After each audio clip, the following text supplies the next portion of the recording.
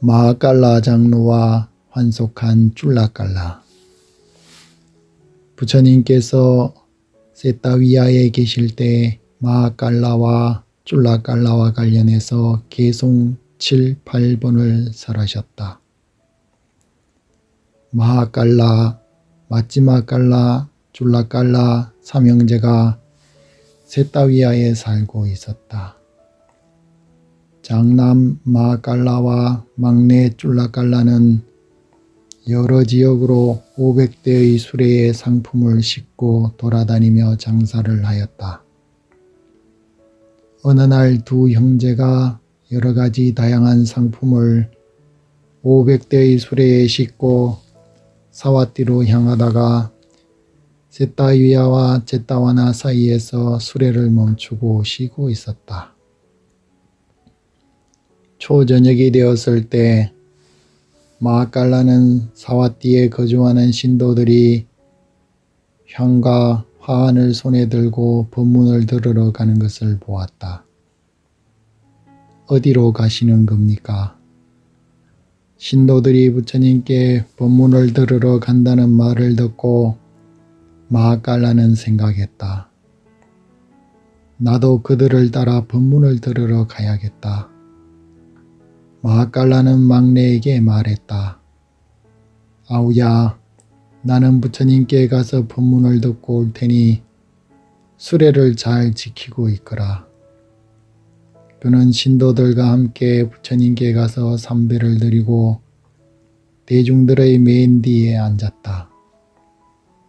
그날 부처님께서는 마하깔라의 근기와 성향에 맞추어서 순차적으로 법문을 설하셨다.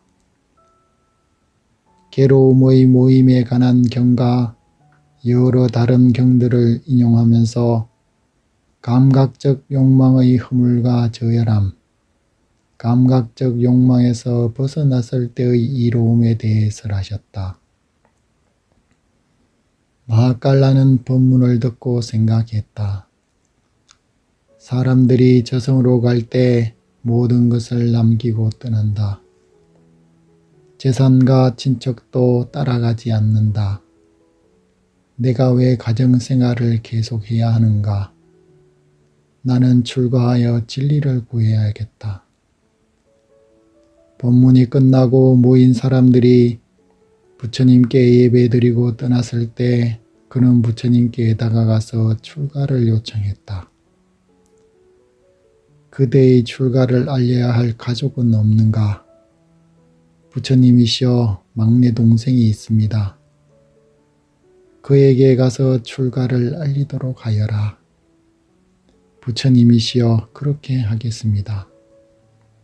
마하깔라는 쫄라깔라에게 가서 말했다. 아우야, 이 재산을 모두 가지거라. 형님, 그게 무슨 말입니까? 나는 부처님이 계시는 성단에 들어가려고 한다. 쫄라깔라는 형의 출가를 막으려고 온갖 말로 설득하였지만 형의 확고한 의지를 꺾을 수 없었다. 좋습니다, 형님. 좋을 대로 하십시오. 마하깔라는 부처님께 가서 비구계를 받았다.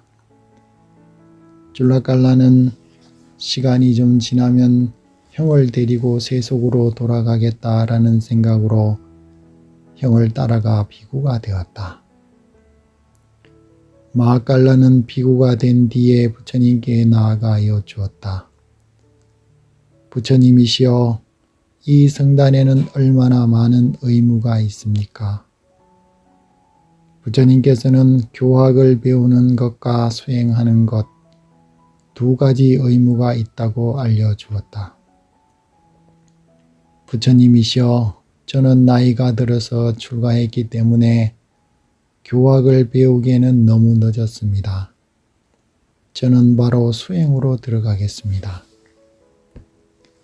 마하깔라는 부처님께 아라한으로 인도하는 공동묘지에 머무는 투타행을 가르쳐 줄 것을 청하였다. 그는 부처님의 가르침에 따라 투타행을 수행하기 시작했다. 초경이 되어 모든 사람이 잠들면 공동묘지로 가서 수행하다가 새벽이 다가와 사람들이 일어날 때가 되면 사원으로 돌아왔다. 그때 공동묘지를 관리하고 시체를 화장하는 깔리라는 여인은 어떤 사람이 공동묘지에서 앉고 일어서고 경행하는 것을 보고 생각했다.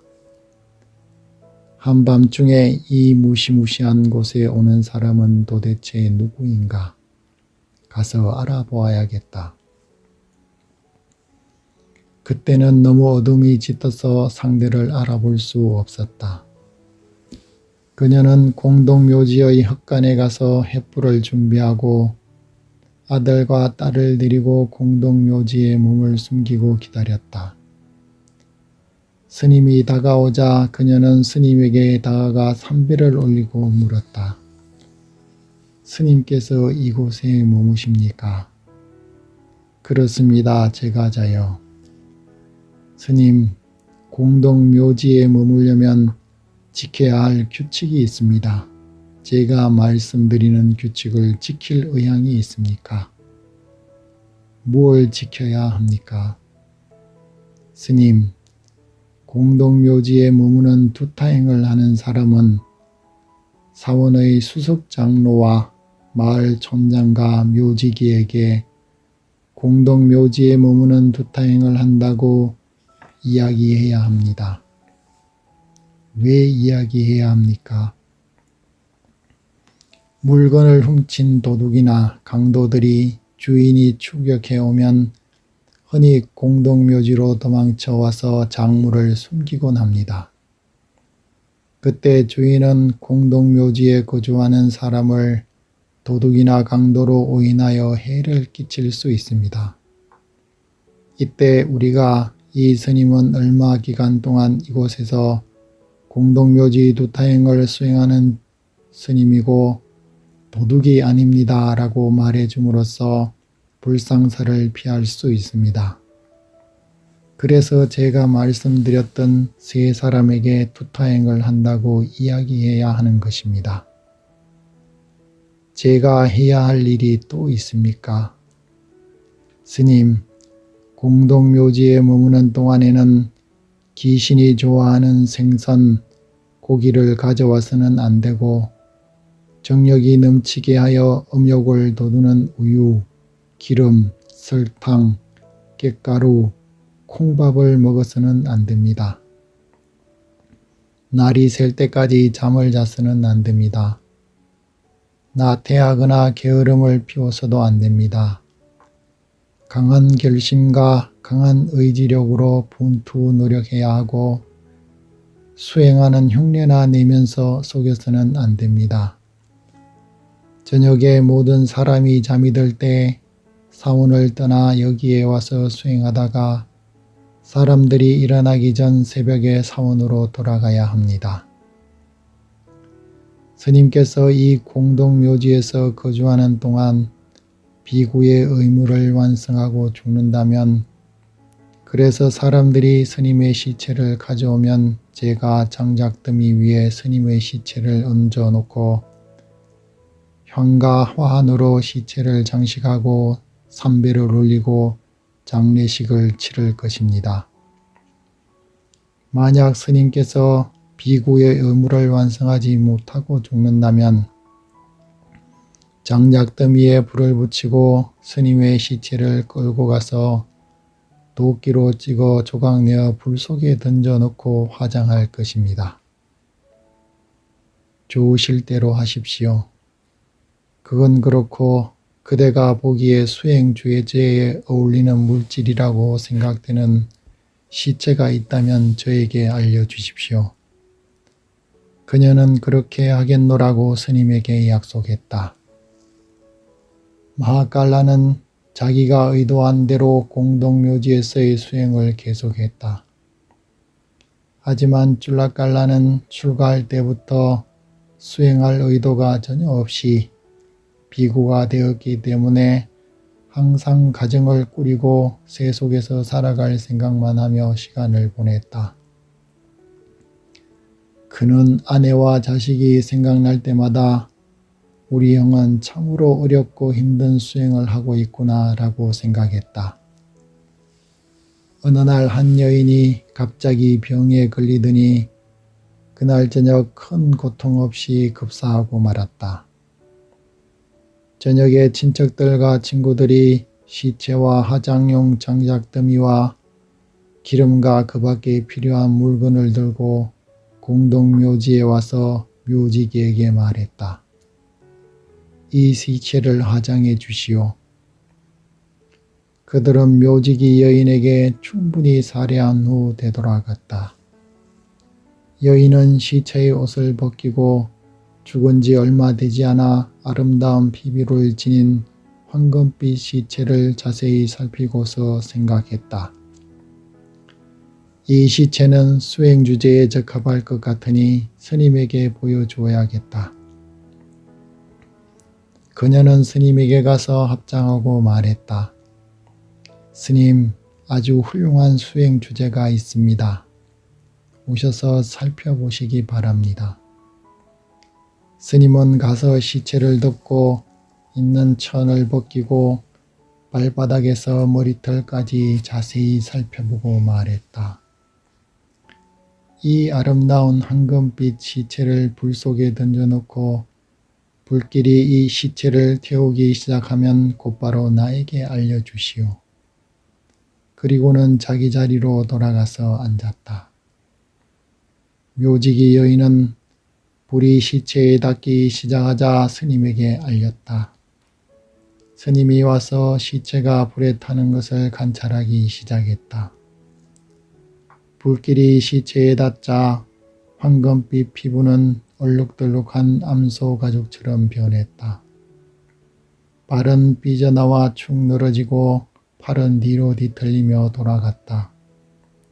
아름다운 얼굴은 부풀어 오르고 쭈글쭈글해지다가 벗겨지면서 흉물스럽게 변해갔다. 이 시체는 전에는 너무나 아름다워 많은 사람들에게 즐거움을 주었는데 이제는 죽어 한 줌의 재가 되어 가는구나. 스님은 자리로 돌아가 앉아서 늙음과 죽음을 분명하게 관찰하기 시작했다. 모든 형성된 것들은 무상하다네. 끊임없이 일어났다 사라지는 것들, 일어나고 사라지는 것들을 고요히 하면 진정한 행복이 찾아온다네. 이 개성을 암송하면서 마하칼라는 통찰지를 개발하여 사무예를 갖춘 아라한이 되었다. 마하칼라가 아라한이 된 얼마 뒤에 부처님께서는 비구들을 거느리고 여기저기 유행하시다가 세타위아에 도착하여 심사파 숲에 머무셨다. 줄라칼라의 출가 전 부인들은 부처님께서 도착하셨다는 이야기를 듣고 자신들의 남편을 되찾을 궁리를 하기 시작했다. 그래서 부처님께 가서 부처님과 비구 대중을 집으로 초청했다. 부처님께서 오래 머물지 않은 지역이거나 자주 가시지 않은 지역에서는 자리 배치를 알려주는 비구가 공양청을 한 집에 먼저 가는 것이 관례였다. 부처님의 자리는 한가운데이고 부처님의 오른쪽은 사리푸타 장로의 자리이고 부처님의 왼쪽은 모갈라나 장로의 자리이다. 양쪽의 그 다음 자리는 비구 대중이 성납순으로 앉는다. 그래서 마하칼라 장로는 가사를 바르게 입는 곳에서 줄라칼라를 먼저 보내면서 말했다. 먼저 가서 자리 배열이 잘 되었는지 확인하거라. 줄라칼라가 나타나자 출가 전 부인들은 줄라칼라의 시선을 사로잡았다. 부인들은 장로들이 앉아야 할 곳에 사미들의 자리를 놓고 사미들이 앉아야 할 곳에 장로들의 자리를 놓으면서 줄라깔라를 놀려대자 줄라깔라가 말했다. 그렇게 자리를 배열하지 마시오. 아래 사람 자리를 윗자리에 놓지 말고 웃더런의 자리를 아랫자리에 놓지 마시오. 여인들은 못 들은 체 하면서 말했다. 여기서 왔다 갔다 하면서 무슨 짓을 하는 거예요? 자리를 배열하는데 이래라 저래라 지시할 권리가 있나요? 누구 마음대로 비구가 되었어요? 누가 당신을 비구로 만들었나요? 무엇 때문에 여기 왔나요?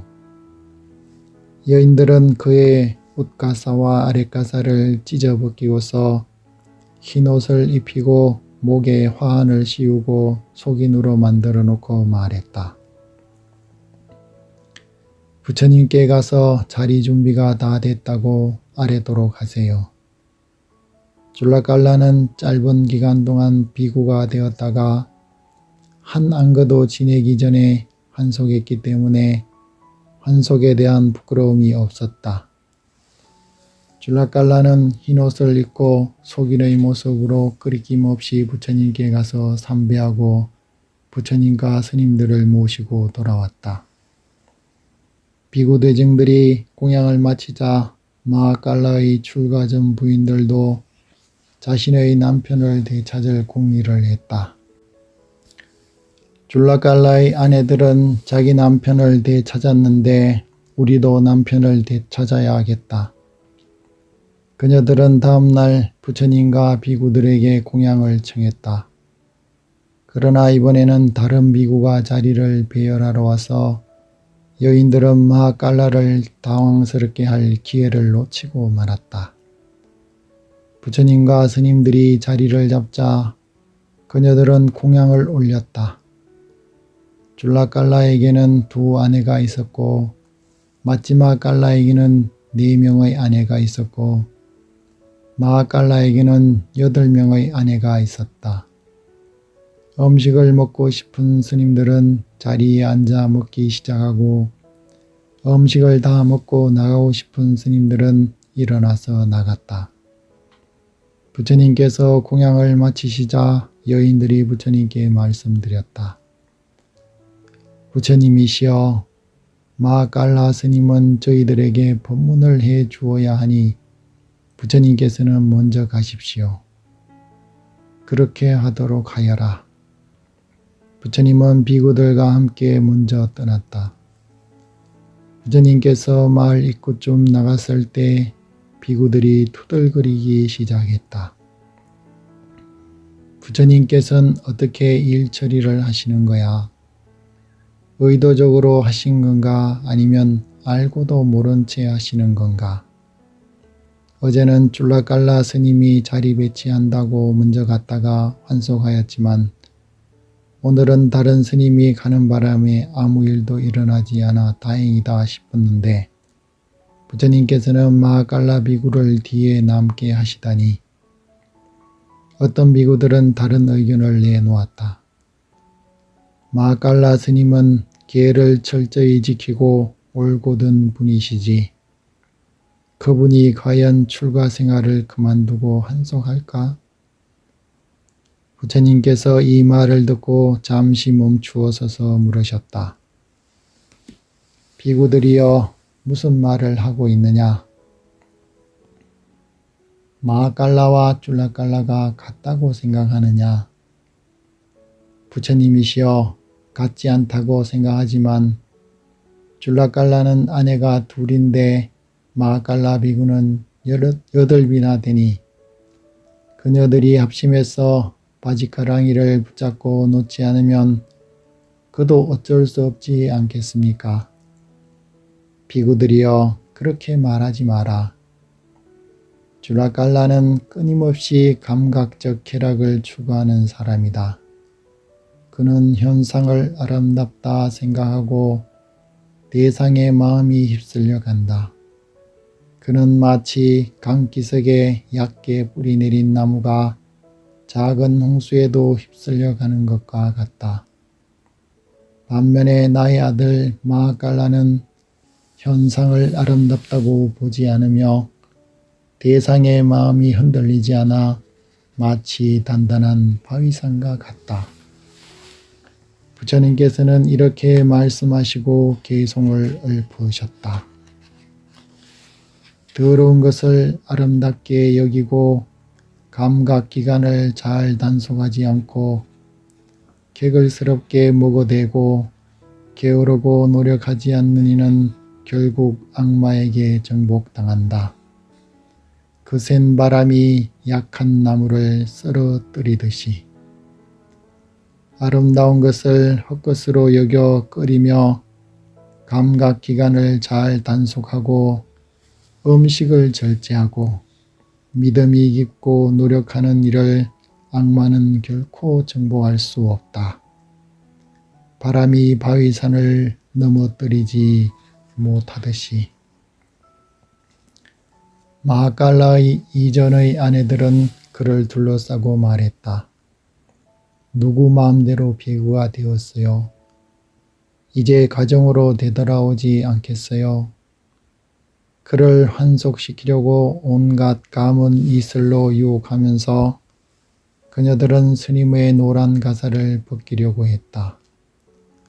그러나 마하칼라는 이러한 그녀들의 행위를 보고 앉은 자리에서 일어나 신통으로 지붕을 뚫고 공중으로 날아올랐다.